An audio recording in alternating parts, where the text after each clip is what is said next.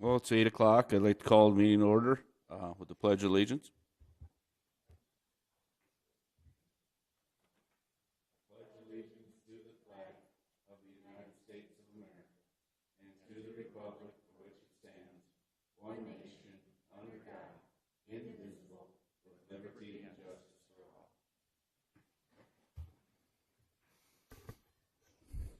Morning.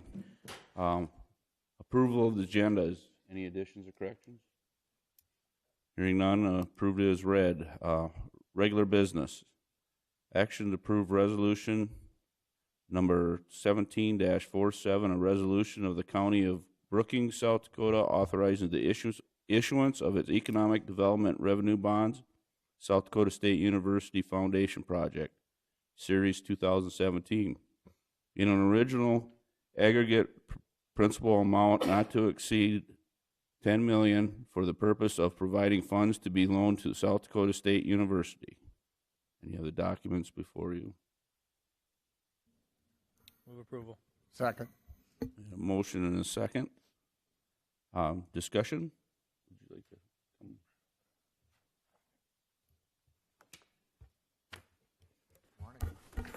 Morning.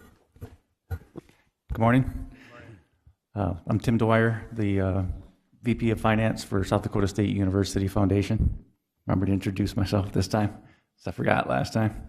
With me today is Doug Hayek, Bond Counsel out of Sioux Falls with Davenport Evans. And then also with us today, we have Steve Hoagie from First Bank and Trust.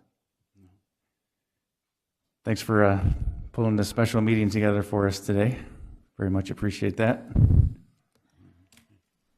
Just wanted to introduce, as we have the resolution in front of you. It's for the foundation to do bank qualified tax exempt financing for really two projects. It's the new Performing Arts Center expansion on campus, as well as the practice gyms, which will be kind of the first phase of the expansion of the Frost Arena.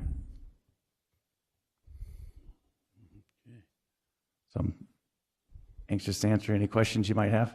Does anybody have any questions?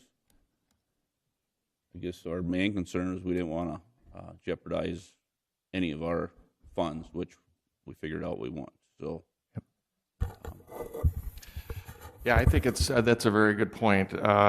It's worth noting that these bonds are secured only by pledges from the SDSU Foundation. The county will have no money liability whatsoever for repayment of these bonds. Their credit is not affected at all. So that is an important factor. It doesn't count as debt for constitutional debt limit purposes. And one other thing that it's probably worth mentioning is that before the bonds are issued, there's a requirement for public approval. This is a requirement under federal tax law, and so there is a hearing scheduled couple weeks from now, like on November 21st. And you'll notice that one of the provisions in the bond resolution at the bottom of it,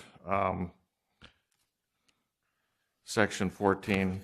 It is a little unusual to have a bond resolution adopted before the hearing, but the reason that we're doing it in this case is because, as Tim mentioned, these are bank qualified bonds, and bank qualification is essential to get the low interest rate that we're getting from the banks.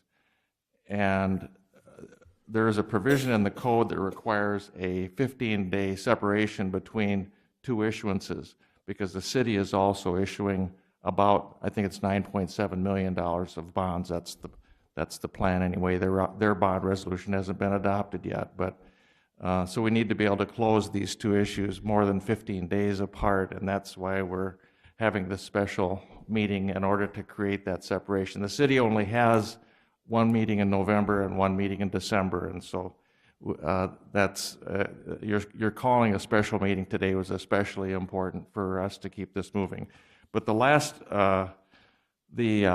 sentence in section 14 of the bond resolution states, in addition, the bonds shall not be issued until after a public hearing is held as provided in Section 147 of the Internal Revenue Code. And two, the issuance of the bonds is approved following such public hearing by the applicable elected representative of the county as provided by Section 147F2 of the code. So presumably that would be the chairperson of the county commission that would be doing the final sign-off before the bonds are issued after the hearing is held. So that's all I wanted to point out, but if you have any questions, I'll be glad to try to answer. Ms. Bruce? And I think Tim's been here multiple times, and what our issue always was, and I'm saying this for anybody that's listening to our meeting today, what our concern was, and Doug, if you can just confirm this, is we are going to be issuing some bonds ourselves for expansion of our jail project, and we wanted to make sure that what we do here doesn't jeopardize our ability to authorize the bonds that we're going to need, but we won't need to issue our bonds until next year. That's what so could you Right. talk a little bit about that? I'll be happy to confirm that. For bonds to be bank qualified, they can only be issued by what's referred to as a qualified small issuer. A qualified small issuer cannot issue is one that issues no more than $10 million of bonds in a year. And so that's why this, the decision to move forward with the county this year came up when it did, kind of suddenly. It was thought that would either be this year or next year, depending on when the city decided to, or the county decided to issue its jail bonds.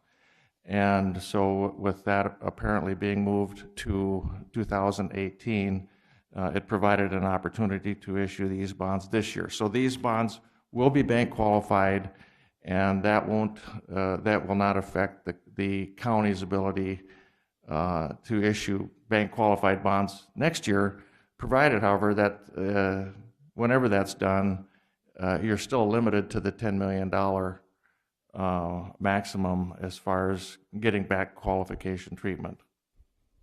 And when you say year, that's a calendar year. Calendar year, yes. Thank you. Okay. Any other questions? Hearing none, we call roll, please. Miller. Aye. Krogman. Aye. Bartley. Aye. Pierce. Aye. Jensen. Aye. Motion carries. Thank you. Thank you. Thank you very much. Move on to number 5, Commission Department Director Report.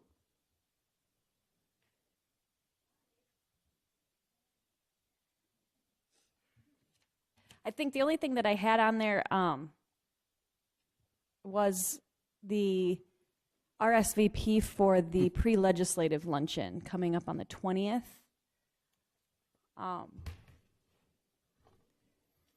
If you plan, I've already said that the chamber was looking for anybody, if anybody was coming to the intergovernmental meeting at 10, and I said yes, there will be representation from Brookings County at that. They don't need a specific number for RSVPs for that.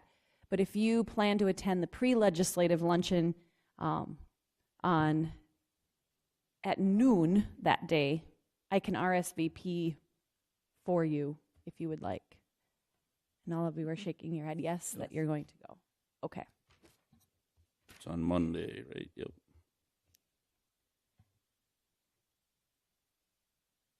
And that's all at Swiftel, right? Yep, that's all out at the Swift Health Center on Monday, November 20th. The intergovernmental meeting starts at 10, and then the pre-legislative luncheon is at noon.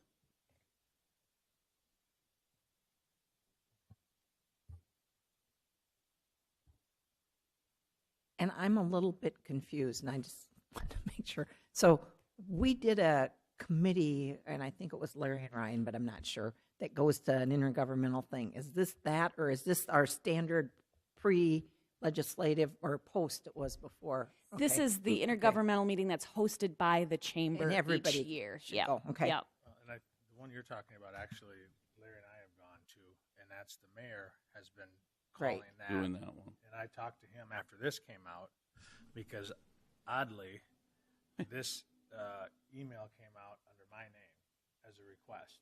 Yeah, so our intergovernmental group got an email from me setting this up. And so I don't know why it did. So we canceled it, but we started having people saying, "Yeah, I'm good."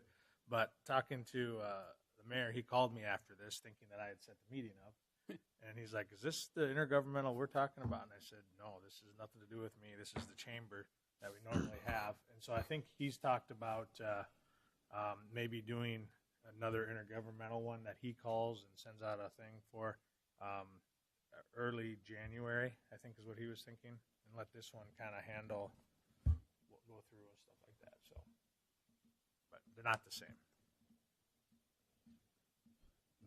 Okay. Moving on then, number 6, executive session. I have a motion. So moved. Second. Motion and second. All those in favor of going to executive session? Aye. Opposed, same sign. We declared executive session in accordance with South Dakota Codified Law 1-25-2, parentheses 1, personnel.